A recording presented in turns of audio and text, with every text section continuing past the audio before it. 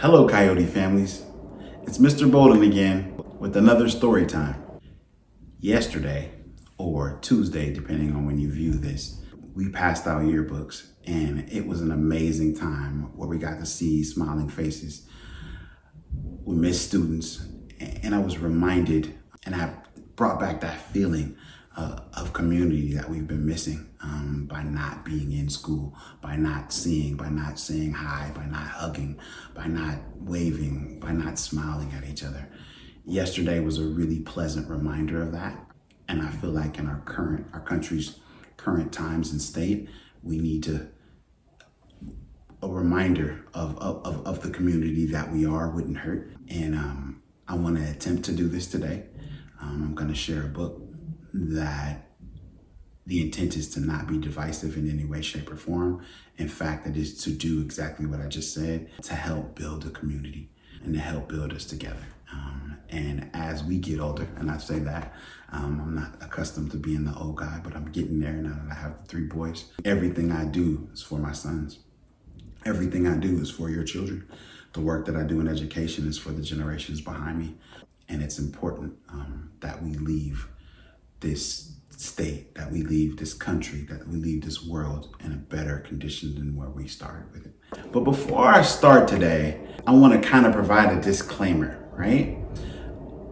Students, children, if you are watching this without your parents, please pause the video, go get your parents, and ask them to watch first.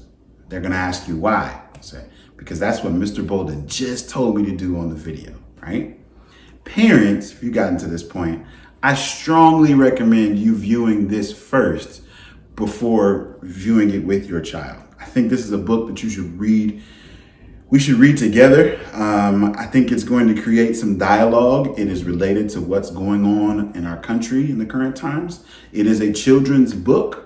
However, I don't want to set anybody up to have a conversation that they're not prepared to have. I feel it's important and I feel it's necessary for me to read this book now. If you have a different opinion, watch it first, view it, maybe even get the book yourself. I feel like it's relevant to our world. I feel like it's relevant to our time. I feel like it's relevant to our state, to our world, to me, to our students. So give it a look and then go from there. I'm gonna pause for a little bit so you can get everything situated and not just gonna jump right in, okay?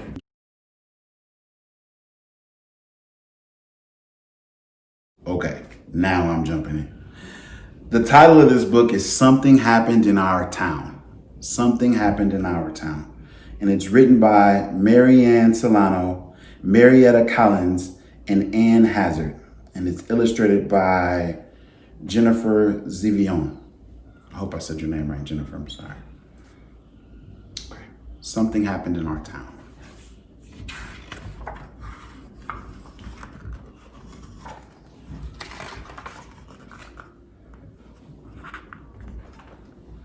Something bad happened in our town. The news was on the TV, the radio, and the internet. The grown-ups didn't think the kids knew about it, but the kids in Miss Garcia's class heard some older kids talking about it, and they had questions.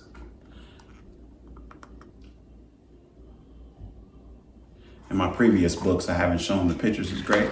Make sure I do that this time. This one's gonna be a little longer though. After school, Emma asked her mother, "Why did the police shoot that man?" "It was a mistake," said her mother. "I feel sad for the man and his family." "Yes, the police thought he had a gun," said her father. "It wasn't a mistake," said her sister Liz. "The cops shot him because he was black." Emma was confused. "He is brown, not black," she said. "Some black people have dark skin and some have light brown skin," Emma's father explained. "Black usually means African American. Most of their ancestors were brought here from Africa as slaves."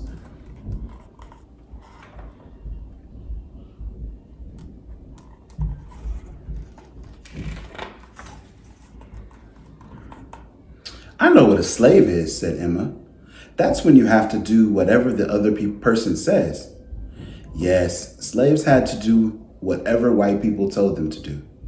Even after slavery ended, white people didn't let black people live where they wanted to go. White people didn't let black people live where they wanted. Go to school with white people or vote. Who are white people? White people came here from places in Europe or Russia or other countries. We are white, even though our skin is light tan.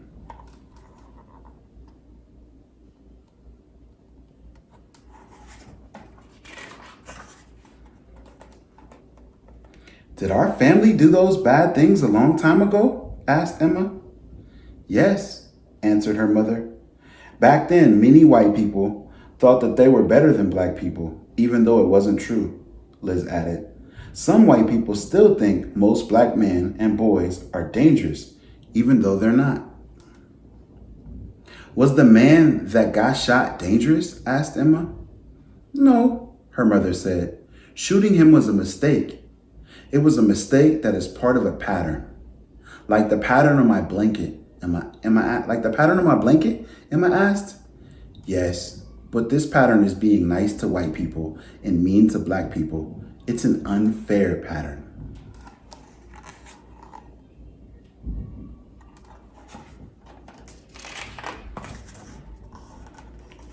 Suppose you had a birthday party and invited everyone in your class except the black kids, her mother said. How would the black kids feel? They would be sad, Emma said, or mad. And you would be missing out because you never know who is going to be your best friend, said Liz. And you can help others to be fair, said her mother. Like telling Anna to stop teasing Ling about her name, asked Emma. Her mother gave her a hug. Yes, just like that.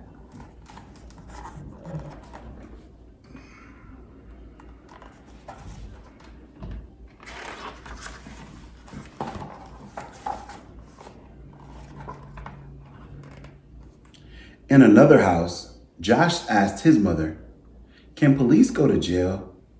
"Yes," said his mother. "Why do you ask?" "That white policeman who shot the black man," said Josh. "Will he go to jail?" "What he did was wrong," said his mother. Sorry about that.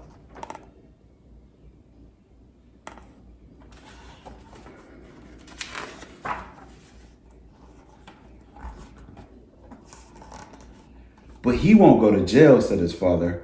"Why not?" asked Josh. "Cops stick up for each other," said Josh's brother, Malcolm. "And they don't like black men." Josh was confused. "Why not? Some police are black." "You're right," said his mother. "Uncle James is a police officer, and so is my friend Kenya."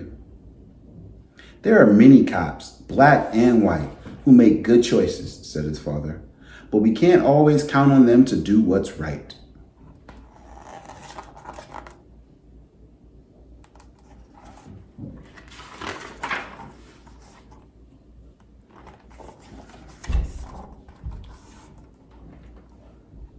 Malcolm added, "I could get stopped by the police just because I'm black, even if I don't do anything wrong." "That's not fair," Josh said. "What if it was a white man in the car? Would the police have shot him?" "They probably wouldn't even stop the car," said his father. "Sometimes white people are treated better than black people," said his mother. "But it's not right. Everybody should be treated fairly." Josh's mother gave him a hug. "We're proud of who we are. Harriet Tubman, Martin Luther King Jr., and Nelson Mandela were strong and brave black leaders. They showed us that we can stand up for our rights and set good examples for others. They were treated unfairly, but helped others learn to be more fair."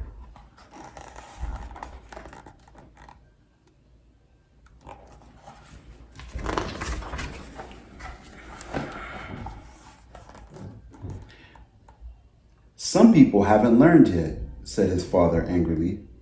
"Why are you mad?" asked Josh.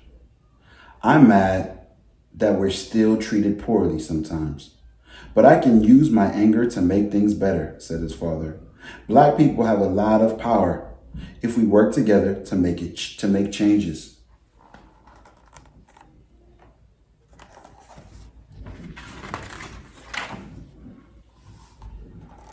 I have power, Josh said, and I'm smart, his father smiled. You're right.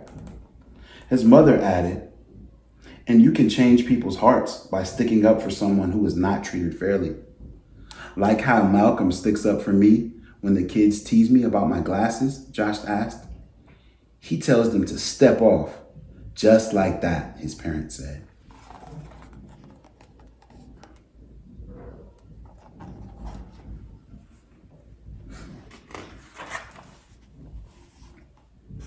If this is hard for you to see, it should be.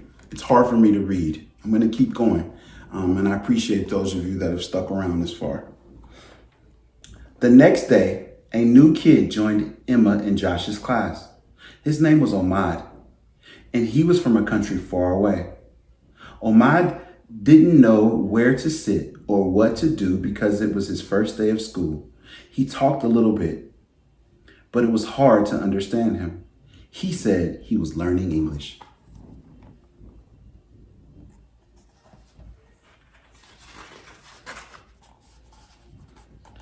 After lunch, the class went outside to play soccer. Daniel and Sophia picked kids to be on their teams. All of the kids were picked to be on a team except Ahmad. Daniel said Ahmad probably didn't know how to play because he was new. Sophia said Ahmad might not be good at soccer. Josh remembered what his mother said about sticking up for people who are treated unfairly. Emma remembered what her mother said about unfair patterns and birthday parties.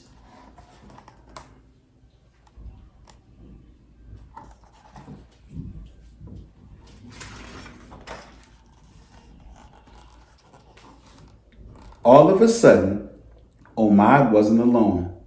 Emma and Josh were leading him to their team. We have enough kids on our team, Daniel said. We don't need him. But Josh was ready. Step off, he said. He's playing. Yeah, said Emma. We don't want to miss out.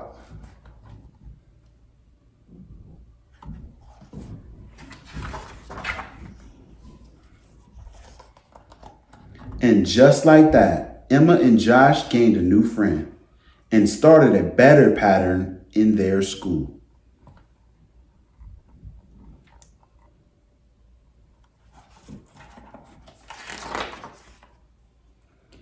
So from there, this book has a lot of notes for caregivers. I'll put a link to this book. I'm also going to provide several other links for you to look at, but it's got vocabulary, it's got activities, it's got definitions of some common terms or words that maybe are used in a bunch of different ways.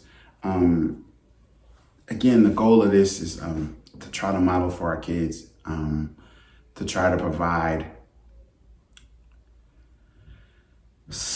I don't want to say clarity because I'm not completely clear, but I think we'd be remiss if we didn't begin to have these conversations. Now, I'm not saying that we should be talking to 3 and 4-year-olds about these things, but depending on the age of the children in your home, having some bit of a conversation about why is important. And what we frame or what we say to our children is going to have a lot to do with how they view the world as a whole and how we view each other. I love you. I'm going to continue to read these over the course of the summer, not necessarily like this. If you haven't seen Chicka Chicka Boom Boom, check it out. If you haven't seen After the Fall, look for that one as well. And the first one is still my all-time favorite, is What Time Is It, Mr. Crocodile? We love you, Coyote Canyon. If you haven't downloaded the app, you probably found this that way, but if you haven't and somebody told you about it, CSD 91730. That's CSD, like Central School District, and then the zip code of the schools within our district, which is 91730. Be safe, take care, and I love you.